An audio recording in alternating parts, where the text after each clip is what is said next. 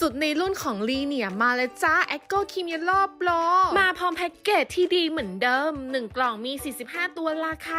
430 บาทเองอัปเกรดจากรุ่นเดิมเพราะว่ารุ่นนี้หลุดมาแล้วจากโรงงานกรอบด้านบนเป็นแบบใส่ไฟลอดได้ดีตัวขาสวิตช์เป็นแบบ5พินแต่3พินก็ใส่ได้นะแค่ตัดขาพลาสติกออกเสียงนี่นุ่มสุดๆไปฟังกันที่ท้ายคลิปนี้เลย